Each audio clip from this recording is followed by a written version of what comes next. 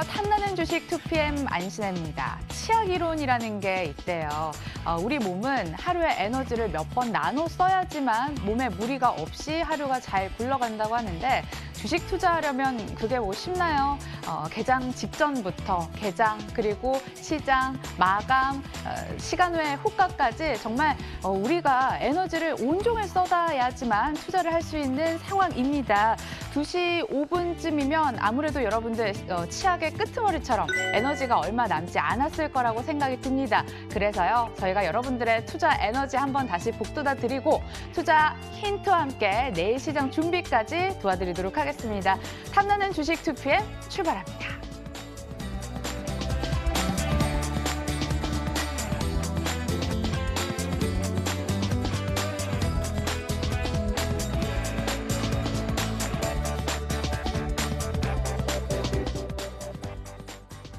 탐나는 키워드로 오늘도 시장 돌아보도록 하겠습니다.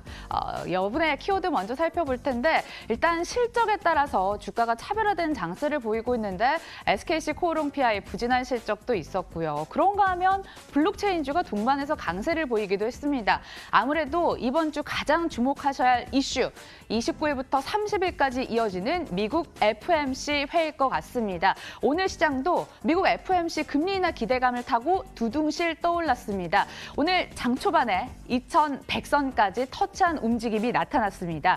2090선 이상 좀처럼 보기 힘든 오늘 시장 나타났었는데 단숨에 고점으로 2104포인트까지 터치를 했습니다. 현재 지수를 이끌어주는 1등 공시는 기관입니다. 기관 내 금융투자 중심으로 매수가 들어오고 있습니다.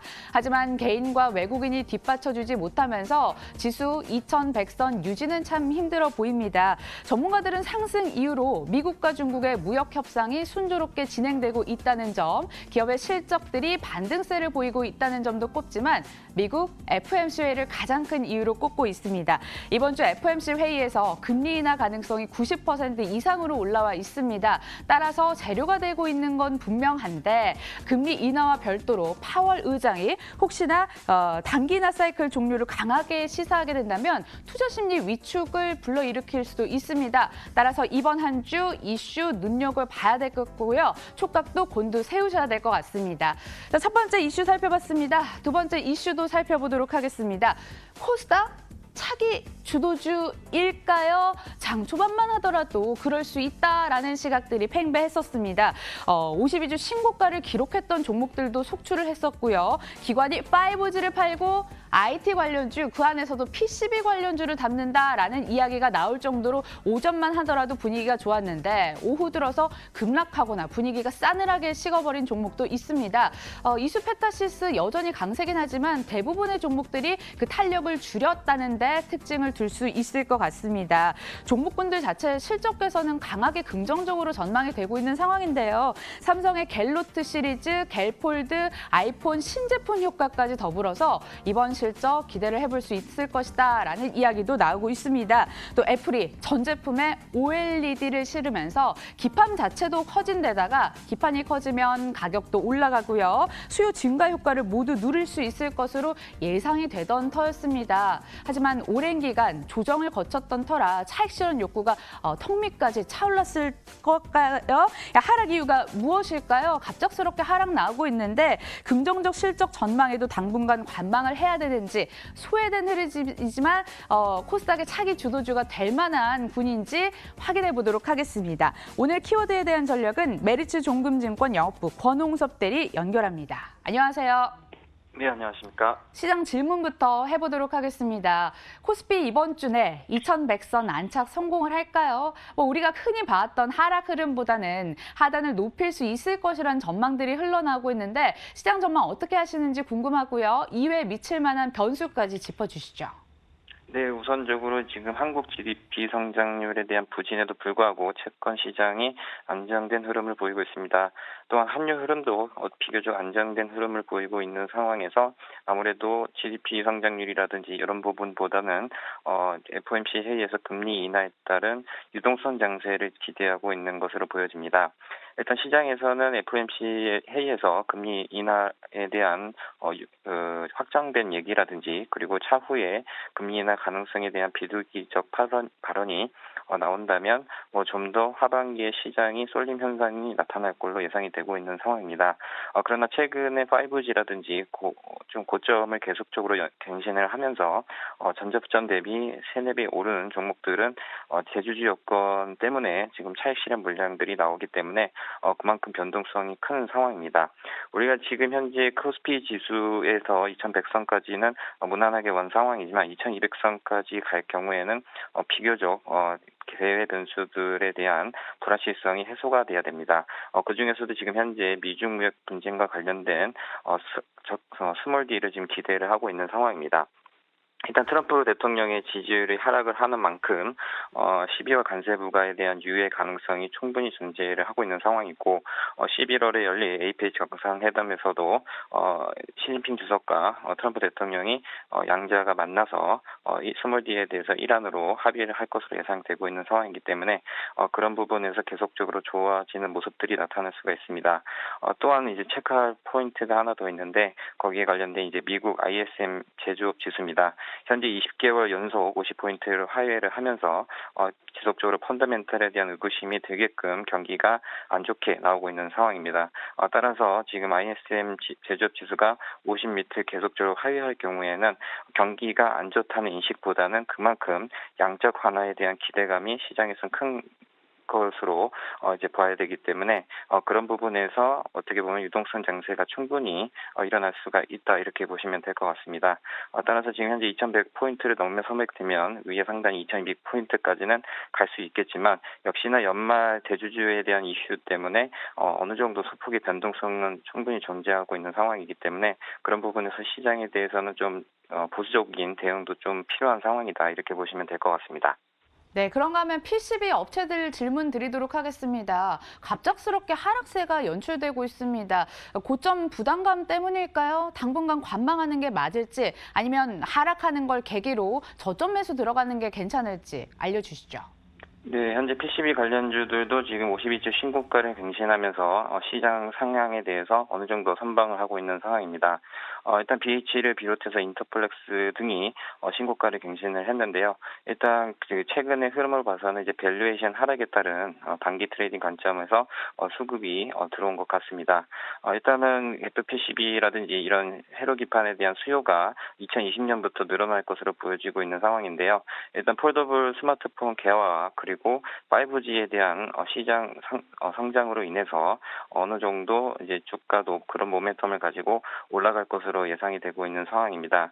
그러나 이제 최근 들어서 좋아진 거기 때문에 52주 신고가 갱신을 하였다 하더라도 전고점 수준까지밖에 못 갈 수도 있는 상황이기 때문에 그런 부분에서 단기 트레이딩 관점을 말씀을 드리고 있는 상황이고요.